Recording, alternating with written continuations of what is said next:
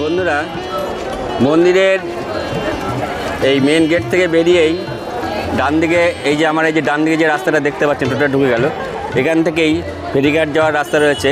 আমরা এখন যাব বেলুড় মঠ। তো চলুন রাস্তাতে আমরা এগিয়ে যাই। বন্ধুরা, দক্ষিণেশ্বর মায়ের মন্দির দর্শন করে এবং মাকে পুজো দিয়ে আমরা সমস্ত কিছু দেখে নিলাম। তারপর আমরা রওনা হলাম বেলুড় মঠের উদ্দেশ্যে। আপনারা যারা কলকাতায় থাকেন তারা হাওড়া হয়ে বেলুড়ে নামবেন। বেলুড় স্টেশন থেকে টোটো ভাড়া নেবে 15 টাকা।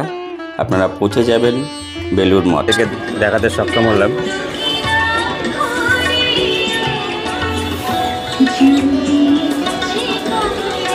এখানে রয়েছে রাম সীতা। আমরা এখন দক্ষিণেশ্বর থেকে ফেরি পারাবার হব। এই যে আমরা টিকিট কেটে নিলাম, এখানে পার পার্সন নেমে হলো গিয়ে 11 টাকা করে, এবং সকাল 8টার সময় চালু হয়, রাত 8টা পর্যন্ত চলে। 15 মিনিট অন্তর অন্তর এখানে লঞ্চ চালু আছে। তো চলুন আমরা এগিয়ে যাই, লঞ্চে উঠব। বন্ধুরা, লঞ্চে যাওয়ার যে রাস্তাটাও কিন্তু দুর্দান্ত, অপূর্ব লাগছে, খুব সুন্দর এবং মনোমুগ্ধকর। চারিদিকের পরিবেশ, একদিকে গঙ্গা ঘাট, একদিকে মায়ের মন্দির, একদিকে বালি ব্রিজ, আর মাঝখান দিয়ে গঙ্গার আমরা হেঁটে চলেছি। এই পথ দিয়ে অপূর্ব এই রাস্তাটা তৈরি করেছেন। এই রাস্তাটা দিয়ে যখন যাচ্ছি মনে হচ্ছে একটু বিদেশি ফিলিং করছি।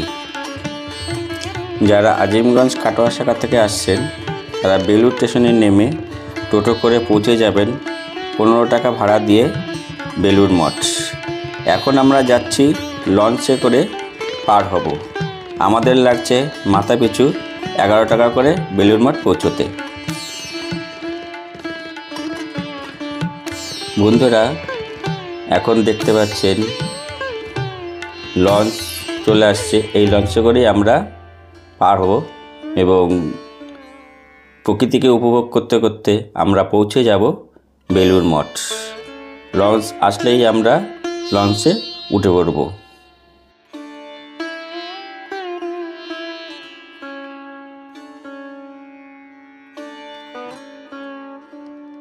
বন্ধুরা, আমরা লঞ্চে উঠে পড়লাম এবং ভিতরের জায়গাটা খুবই সুন্দর। এপাশে ওপাশে বসার জায়গা রয়েছে। যারা বসতে চান বসে এই হুগলি নদীকে উপভোগ করতে পারবেন। একদিকে বেলুড় মঠ রামকৃষ্ণদেবের, আর আরেক দিকে রামকৃষ্ণদেবের মায়ের মন্দির, তথা আমাদেরও সবার মায়ের মন্দির। লঞ্চে উঠে পড়লাম, লঞ্চ আমাদের ছেড়ে দিয়েছে। আমরা পৌঁছে যাব আজকের গন্তব্যস্থল বেলুড় মঠ। তবে চলুন আজকে নতুনভাবে নতুন একটি দিনের সূচনা এবং নতুন একটা ভিডিও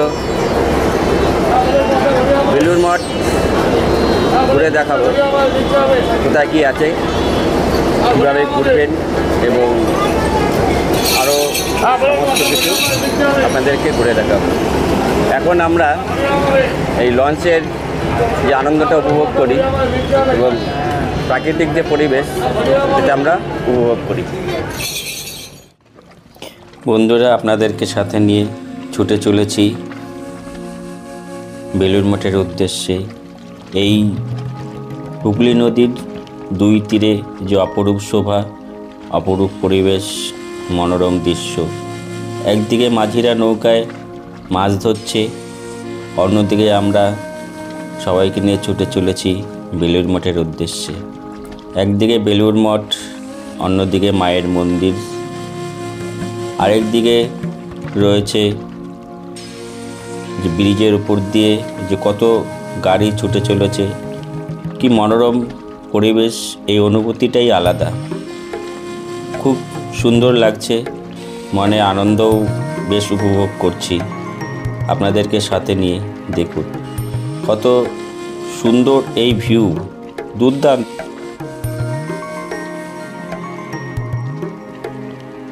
भैया कहाँ से आए? कहाँ से आए बोलिए। पुणे से। पुणे से। हाँ। क्या नाम है आपका? कैलाश। कैलाश। हाँ। ये जो मेरे भैया है पुणे से आया है, ये बांग्ला नहीं आपको आता है? नहीं, बांग्ला नहीं है। मराठी और दक्षिणेश्वर मंदिर घूम लिया, हाँ। अभी जा रहा है बेलूर मठ देखने के लिए। चलो, बहुत अच्छा, दादा के साथ परिचय हुआ हाँ। तो मेरे भी बहुत अच्छा लगा। आपका शुभ नाम? मेरे नाम है दुलाल चंद्र देवनाथ। मेरे चैनल का नाम है ट्रैवल ब्लॉगर दुलाल। आपका सभी को मेरे तरफ से बधाई है। ठीक है, चलिए सब लोग घूम के देखेंगे। बाय।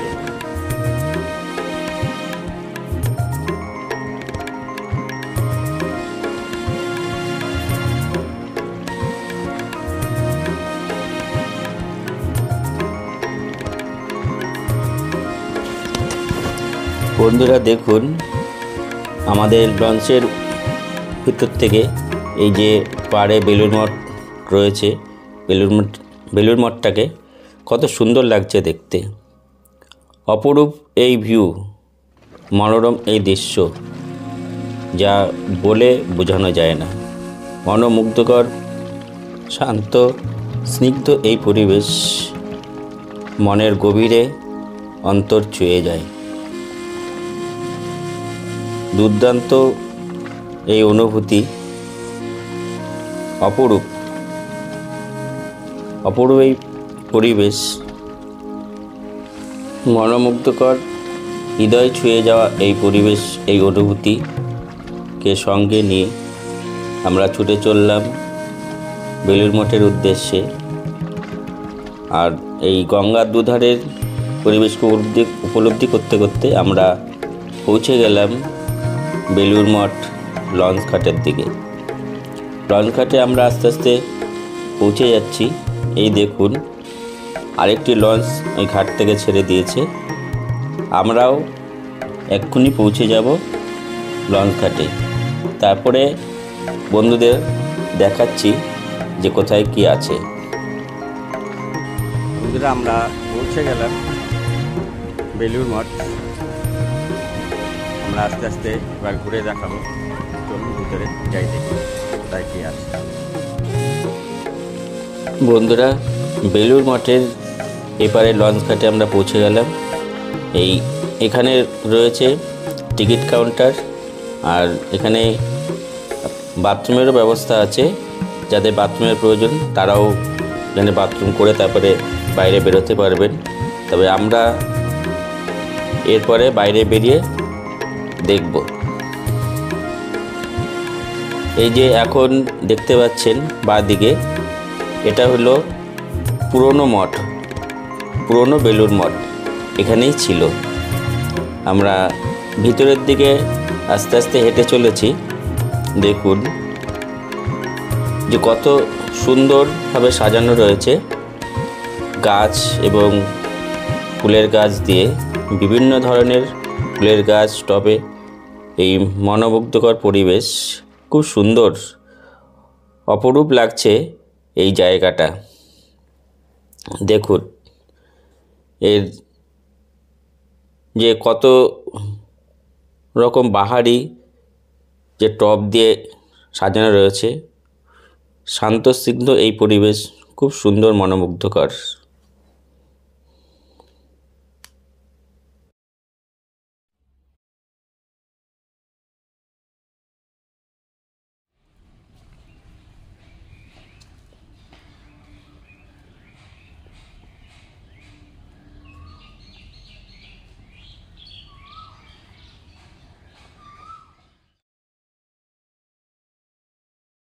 বন্ধুরা, এটি হলো রামকৃষ্ণদেবের পুরনো মঠ বা পুরনো মন্দির। এই যে মন্দিরটি আপনারা দেখছেন, যে মঠটা, এটা আপনার 1898 সাল থেকে 13ই ফেব্রুয়ারি এবং 1899 খ্রিস্টাব্দে 1 জানুয়ারি পর্যন্ত রামকৃষ্ণ মঠ এই বাড়িতেই ছিল। আপনাদেরকে দেখালাম এবং যতটুকু সম্ভব আপনাদেরকে দেখাচ্ছি। বন্ধুরা, এই যে আমরা উপরে উঠে যাচ্ছি সিঁড়ি দিয়ে, এরপরেই ঘরে রয়েছে রামকৃষ্ণদেবের যে ছোটোবেলাকার এবং বিভিন্ন রকম পট দিয়ে সাজানো রয়েছে। তার পরেই রয়েছে মায়ের মন্দির, যে সারদা মা এই বাড়িতেই বাস করতেন। এখন আপনারা দেখতে পাচ্ছেন বিভিন্ন রকম যে পট, আর এই যে আস্তে আস্তে আমরা একটু ভিতরে প্রবেশ করছি। খুব শান্ত, এখানে কথা বলা নিষেধ রয়েছে। এই যে দেখুন মায়ের যে প্রেক্ষাগৃহ, মা এখানেই বসবাস করতেন। এই যে সারদা মায়ের ছবি এখানে রয়েছে, সারদা মা এখনও বিরাজমান করছেন। পাশে কয়েকটা ভক্তবৃন্দ রয়েছে, তারা মায়ের ধ্যান করছেন। বন্ধুরা, এই বেলুড় মঠ ঢোকার পাশেই রয়েছে বরকন গাজী পীরের দরগা, আপনারা দেখতে পাচ্ছেন।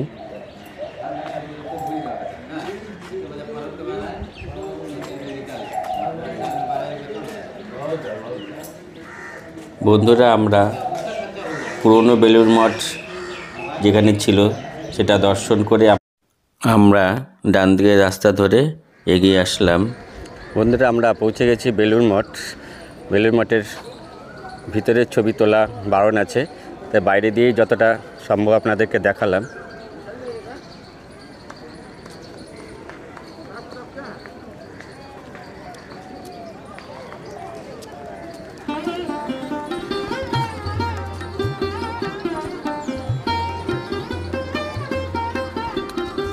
সামনেই রয়েছে খুব সুন্দর ফুলের গাছ দিয়ে বাগান।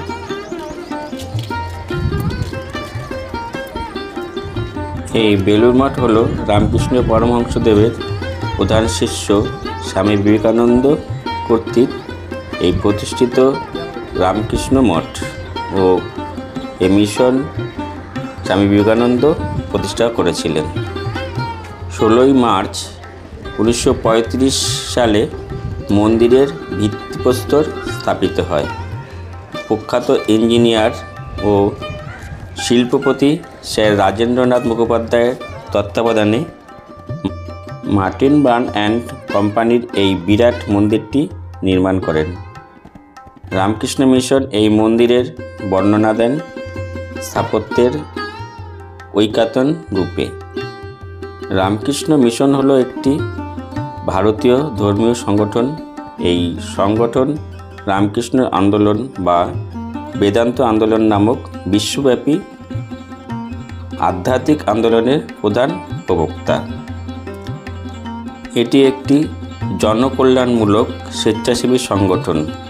1897 সালের 1 মে রামকৃষ্ণ পরমহংসদেবের প্রধান শিষ্য স্বামী বিবেকানন্দ রামকৃষ্ণ মিশন প্রতিষ্ঠাতা করেন। বন্ধুরা, আমরা এখন জেনে নিই রামকৃষ্ণ মঠ যে বেলুড় মঠ, এটা কতক্ষণ খোলা থাকে সেই সব তথ্য। এই মন্দিরটি সপ্তাহে 7 দিনই খোলা থাকে। প্রতিদিন সকাল 6টা থেকে 11:30 পর্যন্ত খোলা থাকে এবং বিকেল 3:30 থেকে 8:30 পর্যন্ত খোলা থাকে। এখন আসি বন্ধুরা, এই বেলুড় মঠে কী কী দর্শনীয় স্থান রয়েছে। শ্রীরামকৃষ্ণের মন্দির, শ্রীরামকৃষ্ণের মন্দির পুরনো, স্বামী বিবেকানন্দের আবাসকক্ষ, স্বামী বিবেকানন্দের আম গাছ, স্বামী বিবেকানন্দের মন্দির, গঙ্গার তীর, শ্রীমা সারদা দেবীর মন্দির, স্বামী বিবেকানন্দের মন্দির, সমাধিপীঠ, রামকৃষ্ণের গ্রন্থালয়, পুরনো মঠ, ফেরিঘাটের নিকট যেটা রয়েছে আগে আপনাদেরকে দেখালাম। এছাড়াও রয়েছে একটি সুন্দর বেল গাছ। বেল গাছের যে বেলের ফলটা বেশ অদ্ভুত ধরনের দেখতে। এরপর বন্ধুরা, যে ভোগ প্রসাদ যে বেলুড় মঠ থেকে দেওয়া হয়, সেই ভোগ প্রসাদের কুপন আপনারা কেটে নেবেন। কুপনের জন্য নির্দিষ্ট কোনো পয়সা লাগে না। আপনাদের যার যতটুকু সামর্থ্য সে ততটুকুই দান করবেন। মন থেকে যা চায় সেটাই আপনারা দান করবেন। এই দান আপনাদের বিফলে যাবে না। এরপর আপনারা 11টা পর্যন্ত সমস্ত কিছু ঘুরে দেখে নেবেন। মন্দিরের চারিপাশে সুন্দর ফুল গাছ দিয়ে সাজানো রয়েছে। গঙ্গার তীরবর্তী যে মনোরম যে পরিবেশ, সেগুলো আপনারা দেখে নেবেন। এবং মেন মন্দিরের ভিতরে যে রামকৃষ্ণদেব বিরাজমান করছেন, সেটাও আপনারা দেখে নেবেন। এই সমস্ত জায়গা ঘুরে 11টা নাগাদ আপনারা গঙ্গার তীরে লাইন দিয়ে দেবেন প্রসাদ গ্রহণের জন্যে। প্রসাদ দেওয়া হয় 11:30 থেকে। তা খুব সুন্দর ব্যবস্থা, আমার তো খুবই ভালো লেগেছে। অপরূপ এই পরিষেবা। এছাড়াও আপনারা যখন প্রসাদের কুপন কাটবেন, কুপনের সঙ্গে একটি বেলুড় মঠের প্রসাদ দেবে এবং যেখানে স্বামীজি রয়েছেন সেখান থেকেও একটা প্রসাদ আপনাদেরকে দেবে।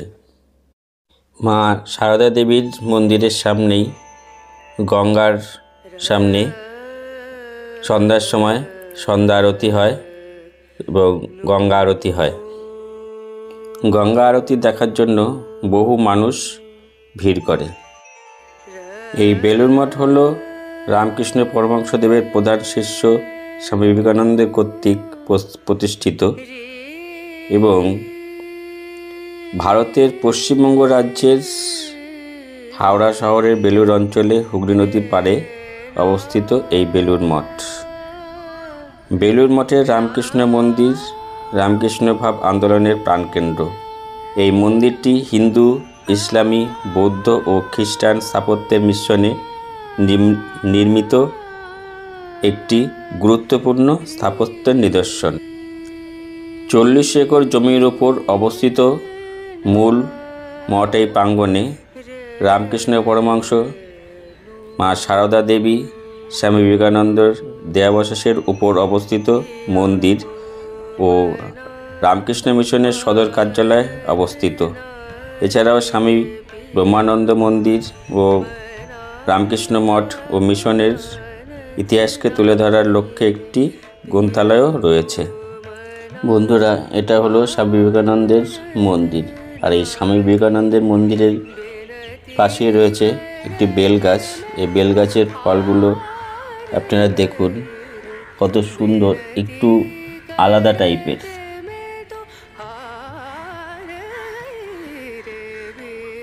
আমি জানি না এই ফলগুলো আকৃতিটা এরকম কেন, আপনাদের জানা থাকলে কমেন্ট করে জানাবেন।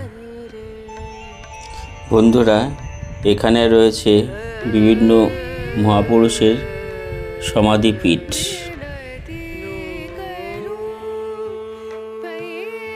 চল্লিশ একর জমির উপর রামকৃষ্ণ সংগ্রহ মন্দির হলো বেলুড় মঠ প্রাঙ্গণে একটি অবস্থিত জাদুঘর। এই জাদুঘরে রামকৃষ্ণ পরমহংস, সারদা দেবী, স্বামী বিবেকানন্দ ও তাদের কয়েকজন শিষ্যের ব্যবহৃত দ্রব্য সামগ্রী রক্ষিত রয়েছে। এইগুলির মধ্যে রয়েছে পাশ্চাত্য বিবেকানন্দের পৌরোহিত লঙ্গট, অগ্নি নিবেদিতার টেবিল, শ্রীমতী সেবিয়ার একটি অর্গান, আরও অনেক কিছু।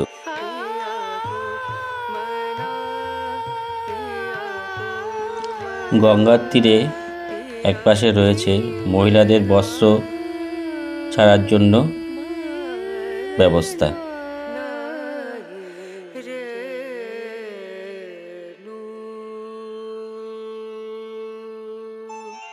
এরপর বন্ধুরা, গঙ্গার তীরবর্তী ফুলের বাগান দেখতে দেখতে আমাদের সময় হয়ে গেল। তারপর আমরা প্রসাদ গ্রহণের জন্য লাইন দিয়ে দিলাম। এই যে দেখুন,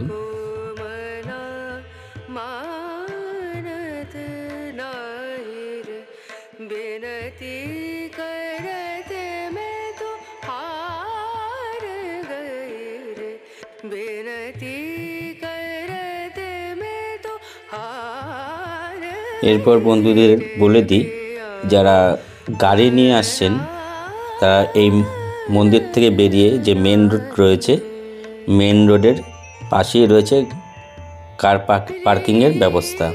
আপনারা ওখানে গাড়ি পার্কিং করে তারপরে মন্দিরের ভিতরে প্রবেশ করতে পারবেন এবং দর্শন করতে পারবেন।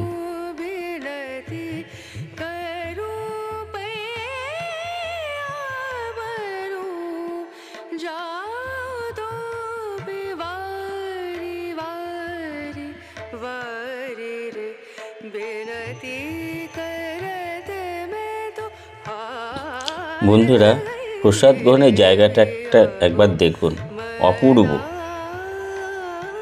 কয়েক হাজার লোক একসাথে বসে প্রসাদ গ্রহণ করতে পারবে। স্টিলের চেয়ার, টেবিল, স্টিলের থালা, গ্লাস। এই যে প্রসাদ গ্রহণের যে অপরূপ পরিবেশ, মনোরম পরিবেশ। বন্ধুরা দেখুন কত সুন্দরভাবে প্রসাদ পরিবেশন করছে। আমাদেরকে প্রথমেই দিয়ে দিল খিচুড়ি মহাপ্রসাদ, তারপরে একটা সবজি, এবং তারপরে দিয়ে দিল চাটনি, এবং তারপরে পায়েস। খুব দারুণ অপরূপ স্বাদ, আর কি চাই। প্রসাদ গ্রহণ করে আমরা বাইরে বেরিয়ে আসলাম। দেখুন এই বাইরের জায়গাটাও খুব সুন্দর, অপরূপ। আর তার পাশেই রয়েছে বাথরুমের ব্যবস্থা, খুব সুন্দর। এই প্রসাদ গ্রহণের পরে আপনাদেরকে বাইরে বেরিয়ে আসতে হবে। আপনারা কিন্তু আর মন্দিরের ভিতরে প্রবেশ করতে পারবেন না। সেই বাইরে বেরিয়ে এসে আবার যদি প্রবেশ করতে চান তাহলে বিকেল আপনার 3:30 পরে আবার মন্দিরের ভিতরে প্রবেশ করতে পারবেন। বন্ধুরা, ভিডিওটা দেখে কমেন্ট করে জানাবেন। আপনাদের এই কমেন্ট আমাদের ভিডিও তৈরি করার জন্য আরও খুব বেশি পরিমাণে উৎসাহ যোগায় এবং আনন্দ দেয়। লাইক করে দেবেন। সবশেষে ভিডিওটা যদি ভালো লাগে সাবস্ক্রাইব করে পাশে থাকবেন। আর এরপরেই এই যে বাইরে দেখতে পাচ্ছেন যে অটোটা দাঁড়িয়ে রয়েছে, এর পাশেই রয়েছে কার পার্কিংয়ের ব্যবস্থা। যারা গাড়ি নিয়ে আসবেন এখানে কার পার্কিং করে তারপরে মন্দিরের ভিতরে প্রবেশ করবেন। আমরা বেলুড় মাঠের সমস্ত কিছু ঘুরে দেখলাম, ফুলের বাগান থেকে শুরু করে যা সমস্ত কিছু দর্শনীয় স্থান রয়েছে। অপূর্ব অপূর্ব লাগছে এবং মনোমুগ্ধকর এই স্থান এসে প্রাণটা মনে হলো জুড়িয়ে গেল। এবং আমরা প্রসাদ খেলাম, প্রসাদ খেয়ে বেরিয়ে গেলাম। আজকের মতো ভিডিওটা শেষ করছি এখানে। টাটা।